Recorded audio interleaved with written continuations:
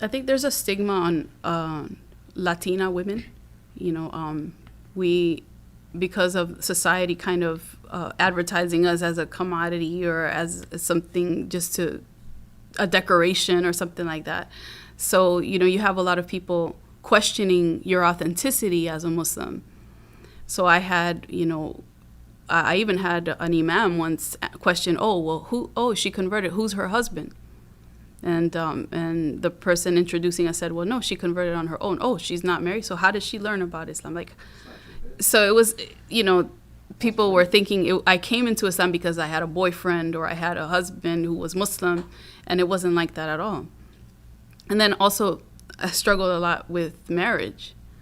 Getting married was a huge struggle because I was introduced to people from different cultures, and some of them would outright say like, oh, no, I wouldn't be able to marry you because you're not Pakistani or you're not this or you're not that, or I can take you as a secret wife and I won't tell my family. And yeah, all kinds of weird, crazy things because I was Puerto Rican. And I even had, and this was before Islam, I had a Turkish guy tell me, you can't be a Muslim. And I said, why? And he said, because look at you. You're Puerto Rican, look at how you dress and this and that. And no, like Islam is not for you. But that actually made me want to become a Muslim even more to prove him wrong. But so I think that within the Latino community also that there's a lack of representation and there's a lack of knowledge about who we are and how Islam is actually part of our heritage too. And that's one of the things I talk about a lot in my writing and in my books, is that we actually have a lot of heritage coming from Muslims of North and West Africa, Muslim Spain, and even there's books and historians have talked about there were Muslims in the Americas before the discovery of the New World. So Islam is just as much ours as anybody else's. So why does anyone treat us any different? Yeah, and I'm also ignorant about this, and that's why I was very excited to have you on. Is the state of Islam in South America and Latin America in general? What is it like? Well, what's the state of Islam in Latin America? What's the history of Islam in Latin America? Because you see Muslim representatives even in the West, like Malcolm X, as you've mentioned. You see Muslim representatives in Europe, in Africa, in Asia, but you never hear anything about Latin America and Islam. It almost seems like Islam is a religion for everywhere else in the world except Latin America. You know what I mean? Do you get that hype for some reason? So what's going on there? Yeah, I mean, there's just so much history, and I mean, we could talk about this all day, but pretty much we know that Columbus made his way to the New World in 1492. What was going on in Spain at that time? The Muslims were being expelled from Spain and after being there for 800 years. And I mean, can people even fathom that? Like 800 years, that's longer than this country has been around, the U.S. I mean, the U.S. has been around for maybe a little over 300 years. So you're talking about 800 years of influence. And then the Muslims are being forced to either convert to Christianity or flee. Some of them were killed. And it was happening around this time. And that's when Spain was carrying out those torture methods that are infamous now today. The Inquisition. Right? The Inquisition, yeah. So now here comes Columbus, and I'm actually reading a very, very good book about this right now, and it's called God's Shadow. It's by Alan Mikhail, if you want to look it up. But it talks about what the Ottoman Empire's influence was on the voyage of Columbus, because the Ottoman Empire was at its strongest point during that time. Right, so you have Columbus kind of trying to find a way to get to a good trading route because he didn't want to go through the Ottoman Empire. So now he goes and discovers, this area here in the New World, right?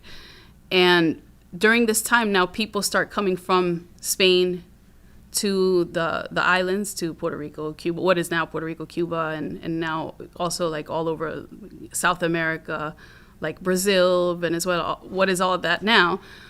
And they're bringing in Muslims who were crypto Muslims, right? They were pretending to be Christians, some of them. And then they were also bringing slaves from Africa, West Africa. Some people say about 30% of them were Muslim. And they were coming into, so some of the first slave revolts that happened in South America were Muslims, and in the Caribbean as well. So there were Muslims that were here and staging revolts and trying to fight back against this oppression that was going on. And then late after that, of course, people were being forced to convert or killed.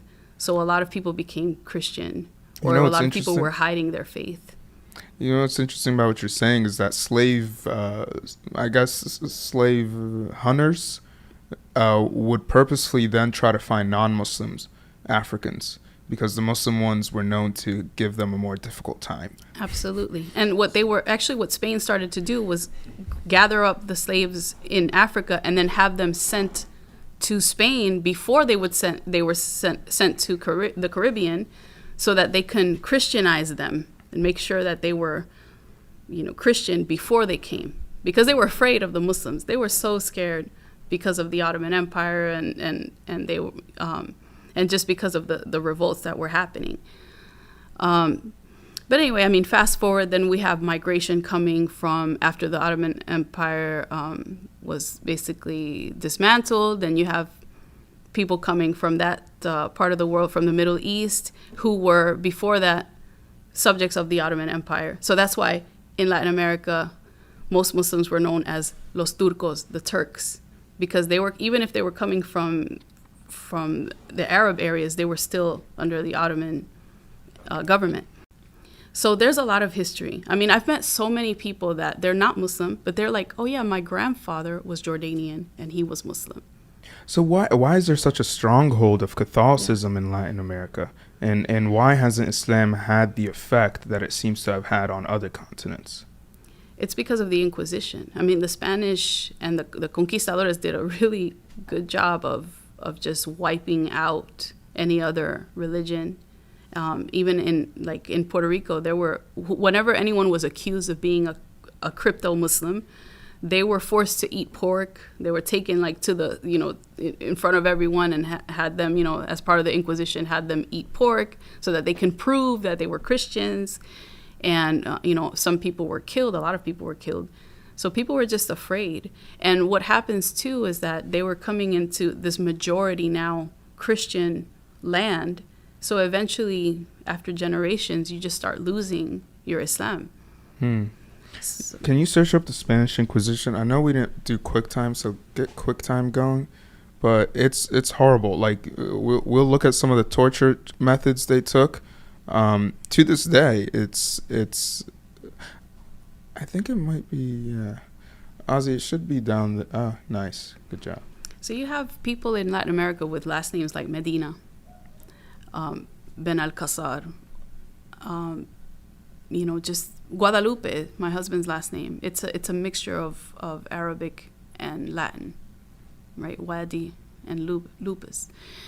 And I mean, so a lot of us, we have that influence. Our language too, about 4,000 words actually derived from Arabic. We say ojalá as part of our daily vocabulary. Ojalá means inshallah, pretty much.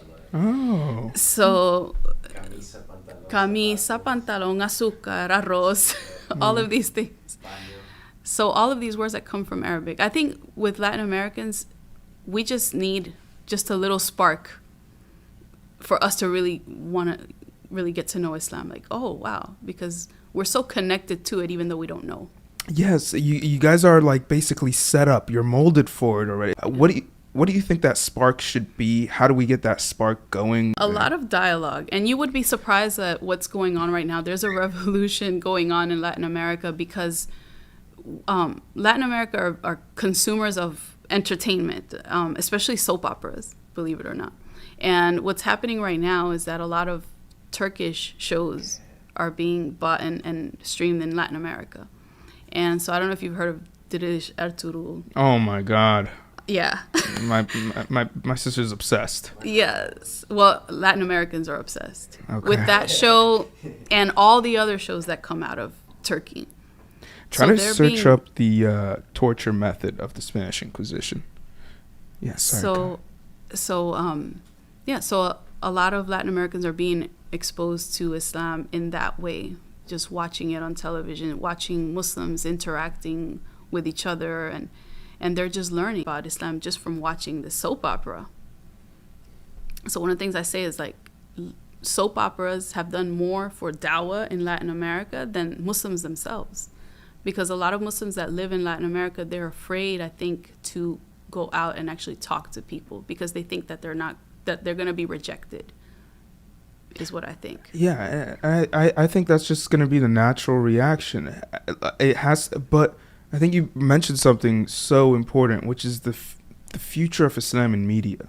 Like if we as Muslims can successfully get ourselves into the media world and create television and create all these things that we used to kind of stay away from. Like some Muslims straight up think like that the Antichrist is TV. Literally, some Muslims think the Antichrist is TV.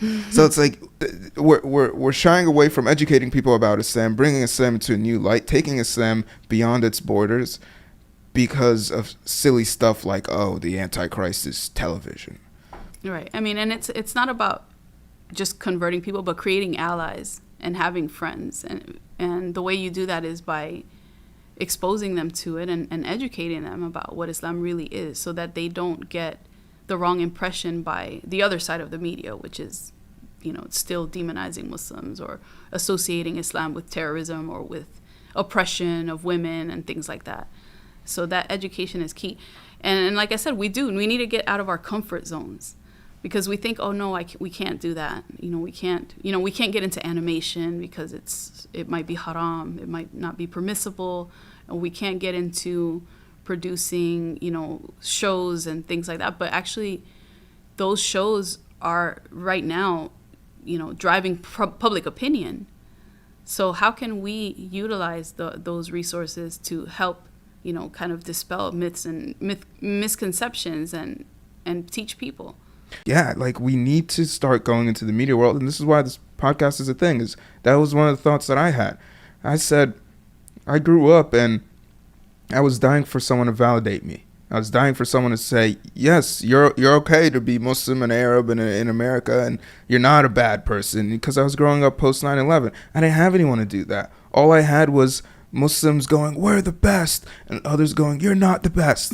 And I'm like, well, someone just talk to me about Islam in general. Just leave this whole, because everyone who represented Islam online so far has been to answer the misrepresentation of Islam. It's like, oh, I just want someone to just talk to me, or someone to just, so I could feel like, I'm, what is the word here? Just normal. Yeah. Like I feel like I have someone to relate to, relatable. And if we're not doing the media stuff, then they are. Like, right. You see how Netflix represents Muslims? You see how these shows, they represent us horribly. So it's like, why are we complaining? Why are we going to act like... Yeah. Perfect example of this. So my son, my eldest, he kind of, I don't know how he even got introduced to K-pop, okay? Korean popular music. And... I have no idea. So he watches anime? Does he watch anime? Yes, he does. Okay. And he draws anime too, and so he's into that. Okay, he's that vibe then. Right, he likes that. So, he was showing me like, oh, look, these K-pop groups and singers, and I was like, why? But there's a guy who used to be a K-pop singer who converted to Islam, and his name is Dawood Kim, and he's an influencer. And I was just thinking, wow, and I got my son into watching him and follow him on Instagram, because he talks about K-pop, but he's Muslim, right? And so you see like the importance of having representation in everything, even in K-pop. If you're into that stuff, then look, there's a Muslim who's into that. There are Muslims who draw anime. There are Muslims who sing and rap and, do different things, so that you can not feel so strange, and you can find somebody that you can relate to, but they're also Muslim and they're practicing, so that way you don't feel like you're so strange, and I think it's important for the youth especially. Yeah, because your son was probably thinking beforehand, all right, I'm either praying or I'm listening to K-pop. Right. It's like I can't do both. Yeah. And that's we send that message accidentally.